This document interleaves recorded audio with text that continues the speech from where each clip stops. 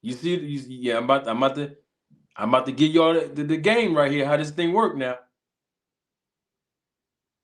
Now, let's read 2.45. I'm gonna read it right here.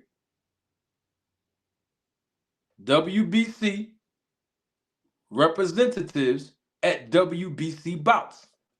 Now, basically, let's use Devin Haney as an example because he is the WBC junior welterweight champion. Okay. Now I'm going to show it to you now. I see you, Big Money Walk. You did a good job screenshotting this thing here. You see how we always got to come back to the rules? Mm-hmm.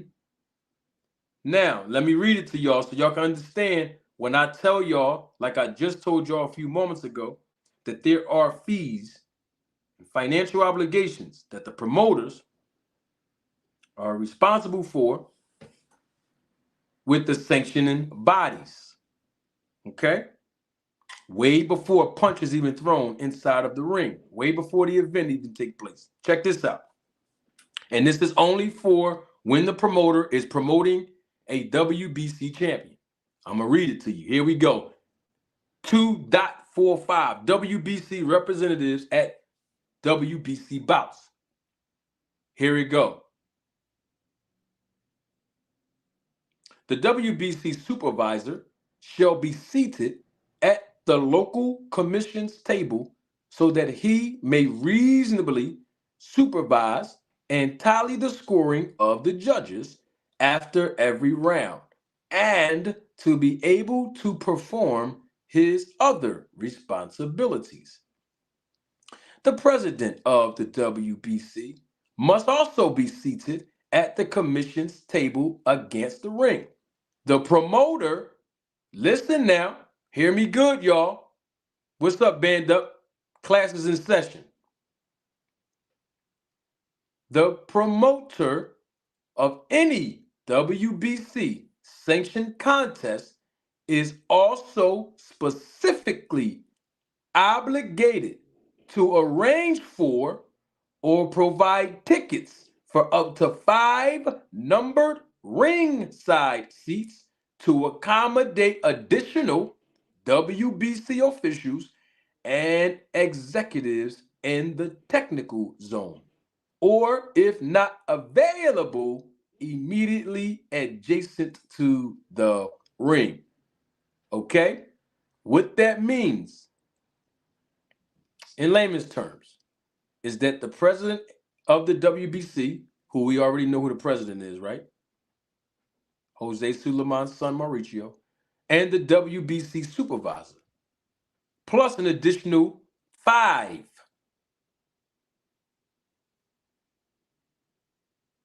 WBC officials, must sit in the technical zone with a field of play, as we call it in boxing, through the ringside seats, and all of this must be paid for by the promoter. The promoter has to arrange all of this. Okay? Now, 2.46, next paragraph. I'm going to read that. Here we go. The title is Promoters' Obligations for WBC Representatives' Expenses. Now, this is the promoter's obligation now. The promoter of any WBC sanctioned contest shall pay all expenses. I'm going to read that first line again. The promoter of any WBC sanctioned contest shall pay all expenses, including transportation, lodging, meals, and other incidental expenses of all ring officials, and also for the WBC supervisor or supervisors. Did y'all hear that? Let me continue. Attendance by the WBC president and any of his designees at any WBC sanctioned contest will be in an official capacity. and the promoter shall pay all of the transportation, the lodging, the meals, and other incidental expenses for the WBC president and or his designees to attend the events. Let me break that down for you in layman's terms. Salute to my guy Dean. Class is in session, my brother. Now, the promoter, I done told y'all that the promoter got to pay for the tickets of the supervisor of the WBC, the president of the WBC, and 5 other, excuse me, or 5 additional WBC officials. Right? Right?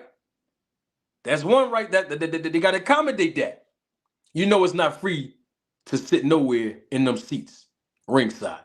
Just wanted to put that out there. Okay, so now the supervisor of the WBC, right? The president of the WBC, and 5 other WBC officials. That's 7 right there. That's 7 people at the minimum where the promoter has to accommodate their seating at ringside. Y'all got that, right? Y'all got that. Now, what did the next part say? The next part talk about the expenses that the promoter is obligated for. So not only does the promoter have to accommodate 5 WBC officials and executives on top of the president and the WBC supervisor, excuse me, but now there's some other expenses associated with this process. And that is the promoter of any WBC sanctioned contest have to pay all the expenses of all the 7 people I just named. Remember the 5 additional WBC officials, the president and the supervisor. That's at least 7 right there. The promoter got to pay all the expenses. Transportation. You know what transportation is, don't you? Oh, okay. Promoter ain't paying for no WBC officials to drive cross country. Oh, okay. We all understand that. You know the airline tickets that the promoter got paid for. Oh, they can get expensive for 7 people, and most of the time they fly in first class. Okay, most of the time. But anyway, the promoter is responsible for all the expenses to be paid for by the promoter, including transportation, lodging, meals, and other incidental expenses. Now watch this. The WBC president may designate any other representative chosen by the WBC president, right? So the WBC president might have 4 designees to attend the event. Of course, they will be in an official capacity, but I'm just using 4 as an example. So let's say the WBC president says, "Well, I'm going to designate 4 people to go with me." So now you got the original 7, the 5 additional representatives of the WBC, the supervisor, and the president, plus the other 4 in that scenario that was designees of the WBC. The promoter got to do what for the designees that's attending? Same thing. The promoter shall pay for the transportation, the lodging, the meals, and any other incidental expenses. You see that? Oh, it doesn't stop there. Let's read section 2.47, the final paragraph in this section. The fees for ring officials. And it reads, a schedule of minimum fees to be paid to supervisors and ring officials will be designated by the WBC from time to time and the promoter, you see this? And the promoter must pay such fees as required. The payment of fees to the ring officials, watch this, must be made directly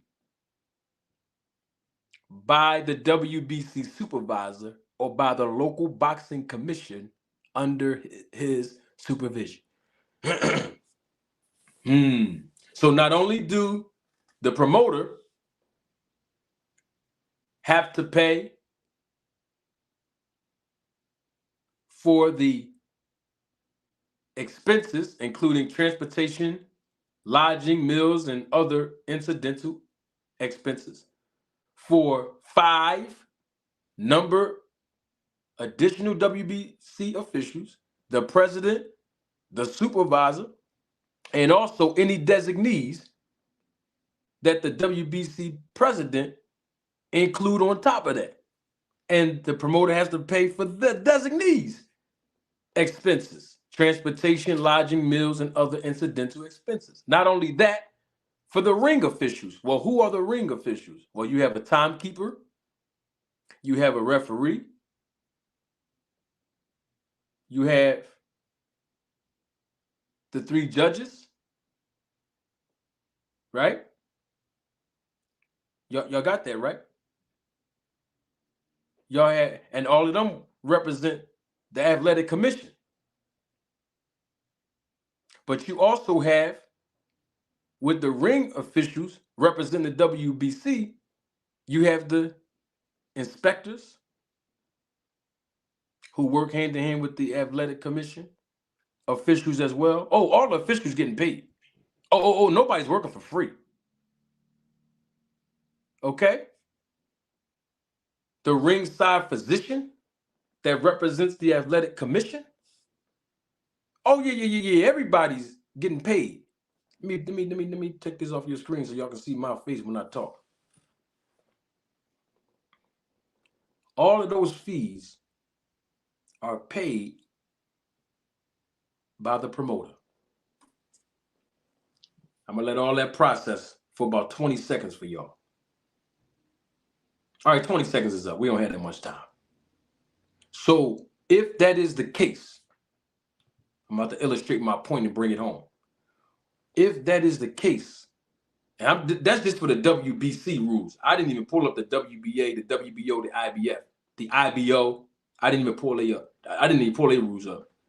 But if that is the case, you think a promoter gonna pay all this money, all the expenses